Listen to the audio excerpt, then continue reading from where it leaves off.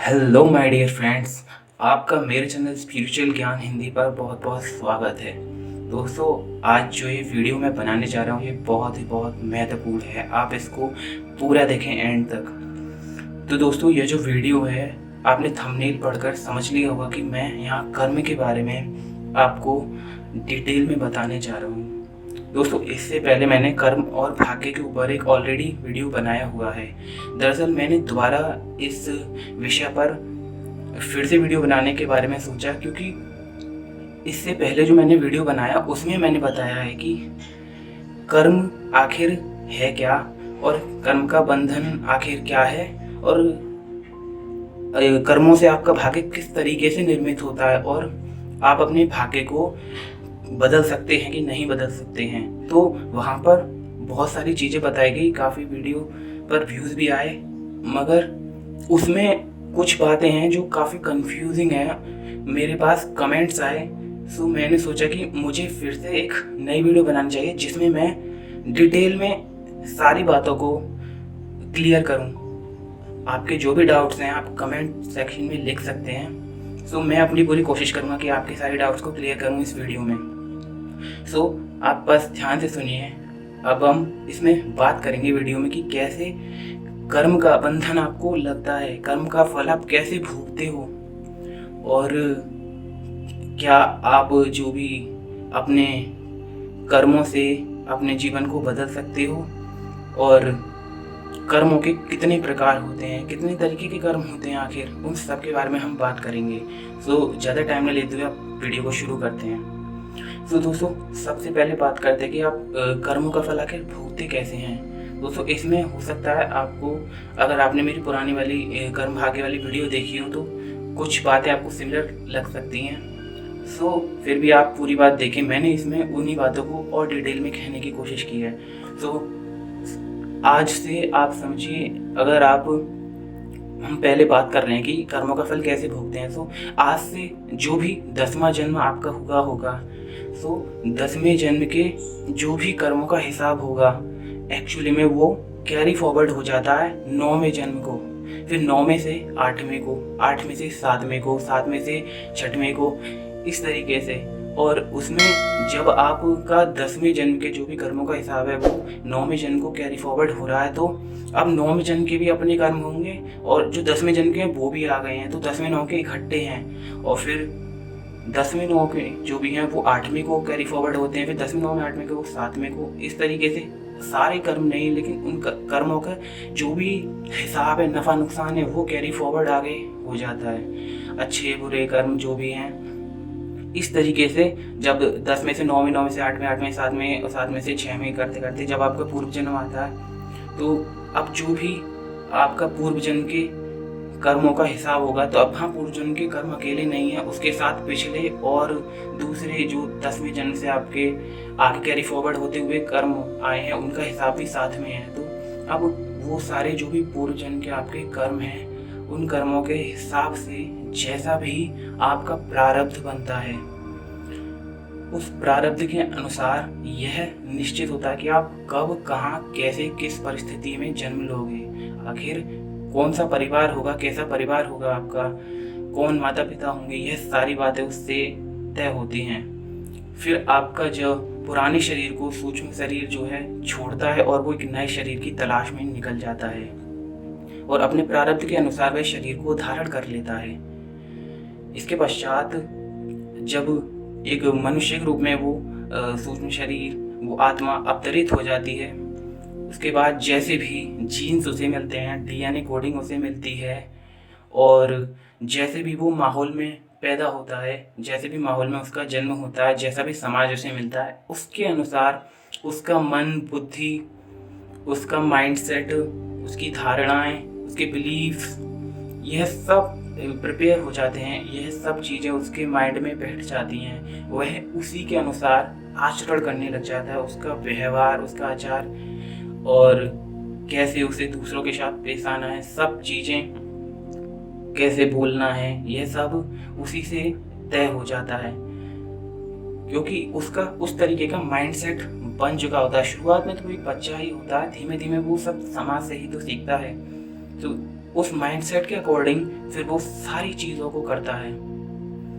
अच्छी बुरी उसे जो सही लगता है उसके अनुसार वह करता है। अगर उसे बुरा भी सही लगता है तो वो बुरा करता है, अगर उसे अच्छा करना है तो वो अच्छा करता है। इस तरीके से चीज़ें होती हैं और फिर जिस प्रकार के कर्म वह करता है उस प्रकार के फल पाता है।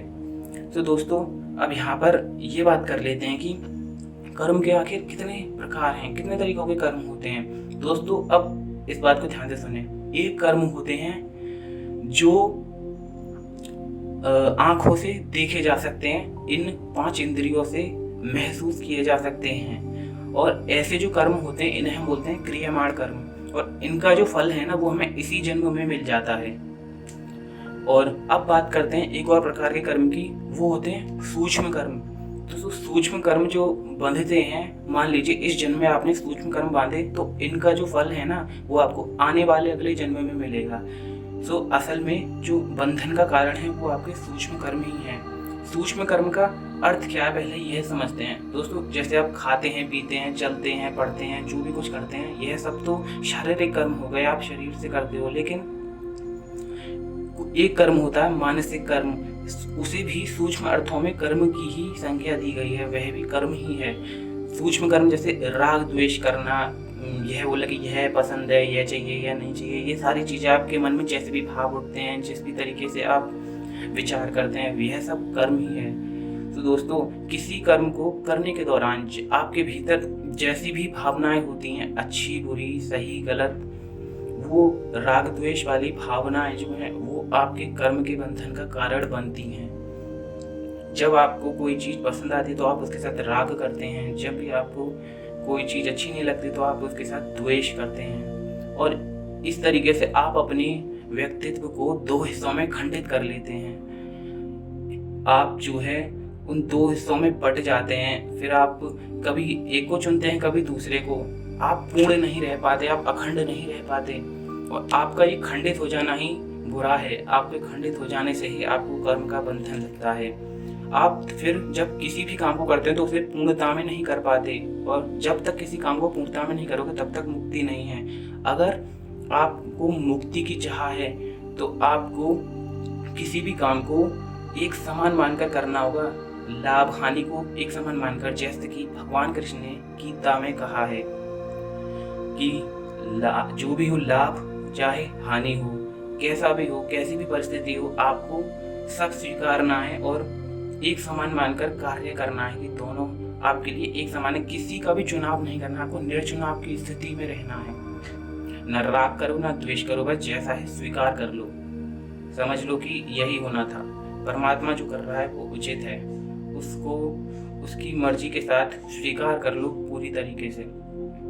सो हम थे सूक्ष्म कर्म पर। तो सूक्ष्म कर्म यही है जो मानसिक कर्म आप करते हो, छोटा आपके भीतर जो चल रहा होता है किसी कर्म को करते वक्त, वह असल में देखा जाए तो वही बंधन का कारण है।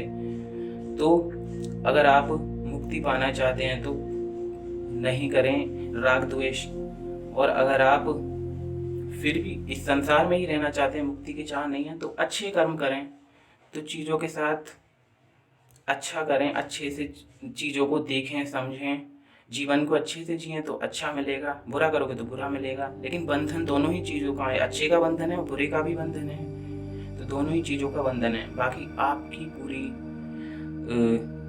सोच है कि आप क्या पाना चाहते हैं। आप मुक्ति के इच्छुक हैं या फिर आप संसारी रहकर ही अभी जीना चाहते हैं। तो दोस्तों अब बात करते हैं सूक्ष्म कर्म जो है। सूक्ष्म कर्म का दूसरा नाम आप बोल सकते हैं चार्ज कर्म है। किसी काम को करते वक्त जब आप शारीरिक रूप से किसी काम को कर रहे हैं तो भीतर जो भी कर्म चल रहा होता है, अब वो सूक्ष्म कर्म के रूप में आपके भीतर चार्ज हो जाता है। अब कोई कर्म जब चार्ज हो रहा है तो उसका डिस्चार्ज होना भी बनता है। तो उस जन्म में वो सारे कर्म चार्ज होते हैं। जब अगला जन्म आप लेते हो तो उस अगले जन्म में आप वो कर्म डिस्चार्ज होते हैं। कैसे? अब वो सबसे पहले ये समझे कि जो डिस्चार्ज कर्म है ना, उन डिस्चार्ज कर्म को ही हम प्रारब्ध कर्म बोलते हैं। जैसे कि आपने अपने पूर्व जन्म में जो भी कर्म बंधन बांधे, जो भी सूक्ष्म कर्म किए, उनके कर्मों के हिसाब के अनुसार अपने प्रारब्ध बनाया। अब आप उन एक एक करके उन सभी का फल भोगेंगे। तो इस जन्म में आप मान लीजिए कभी कोई काम नहीं करना चाहते हैं लेकिन अचानक से आप कर जाते हैं। आपको लगता है कि कोई ऐसा फोर्स है जो आपको ज़बरदस्ती उस काम को करा रहा है। तो ये ऐसा क्यों होता है दोस्तों? वो असल में आपका प्रारब्ध ही है। आपका प्रारब्ध कर्म है जो उस वक्त घटित होता है। यह आप ही ने अपने लिए बीज बोया था जिसको आप भुगतते हो। तो वो असल में कर्म का डिस्चार्ज होता है, वो आपका प्रारब्ध कर्म हो जाता है। जब भी आपका किसी चीज़ पर नियंत्रण नहीं रहता और चीज़ें आपके अनुसार नहीं रहती मगर आपसे हो जाती हैं। तो अब बात करते हैं एक और प्रकार के कर्म की, जो कि हम अभी बात कर चुके हैं, क्रियामाण। तो क्रियामाण कर्म और प्रारब्ध कर्म, तो इन दोनों में एक सिमिलरिटी है कि इन दोनों को ही आप देख सकते हो आंखों से और अनुभव कर सकते हो, मगर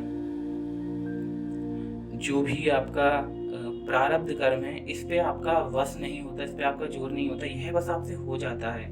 परमात्मा ने जो सोचा है वो आपके द्वारा घटित हो जाता है आपके जीवन में। और जब क्रियामाण कर्म होता है, क्रियामाण कर्म जो है उसे देखा जा सकता है, अनुभव किया जा सकता है इंद्रियों से, जैसे कि प्रारब्ध कर्म को किया जा सकता है, मगर इस पे आपका वश होता है। मैं आपको एक उदाहरण देकर के समझाता हूँ।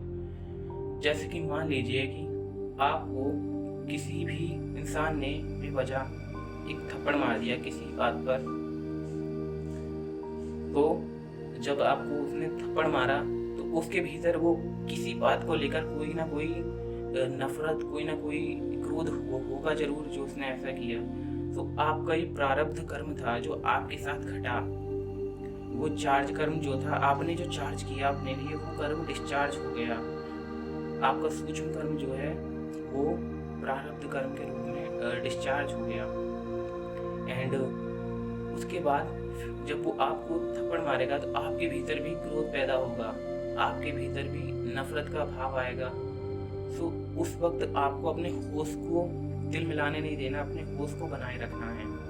अगर आप भी पलट कर उसे थप्पड़ मार देते हो तो दोस्तों ये आपका क्रियामाण कर्म हो गया।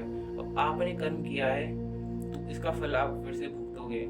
उसने मारा वो आप ही के द्वारा बोया गया बीज था जिसका आपने फल भुगता, मगर आपके भीतर जो फिर से क्रोध उठा, जो भावनाएं उठी, जो अच्छी बुरी फीलिंग्स आपके अंदर आई, राग द्वेष किया आपने, तो फिर से आप कर्म बंधन बांधे देते, फिर से आप उस कर्म के चक्कर में फंस जाते हो। जैसे ही आपके भीतर राग द्वेष होता है सूक्ष्म कर्म होना शुरू होता है। तो आपको जो है उस वक्त अपने आप को स्थिर रखना है और शांत रखना है, विवेकशील रखना है। अब वो मारता है तो उसे स्वीकार कर लें थप्पड़, उसने कही कि मेरा ही कुछ कर्म हुआ होगा जो उसने ऐसा किया। लेकिन अगर आप उसे फिर से नफरत के साथ जड़कर मारते हैं फिर से थप्पड़, तो उससे आप फिर से कर्म बंधन बांध लेते हैं। तो दोस्तों इस तरीके से आप कर्म के बंधन में फंसते चले जाते हैं और ऐसे ही फंस कर रह जाते हैं। अगर आप बड़े बड़े महाज्ञानी पुरुषों को देखें तो भगवान बुद्ध की बात करें तो भगवान बुद्ध को देखो, उनके ऊपर तो एक बार एक आदमी ने थूक तक दिया था, उनको कितनी गालियां दी, कितना अपमान उन्होंने झेला, मगर उन्होंने कुछ भी नहीं कहा। उन्होंने मौन रहकर उसका जवाब दिया और उसकी गलती का जो भी परिणाम है उन लोगों ने खुद ही भोगा। बुद्ध भगवान को उससे कोई फर्क ही नहीं पड़ा। इस तरीके से होना मुश्किल है, लेकिन कर्म से बंधन से छूटने का जो है यही तरीका है। मैंने आपको अब गहराई से इस विषय में बता दिया है। आप एक बार इन सब चीज़ों के बारे में सोचें। इस वीडियो को अगर एक बार में समझना है तो दोबारा आप चलाकर देख सकते हो।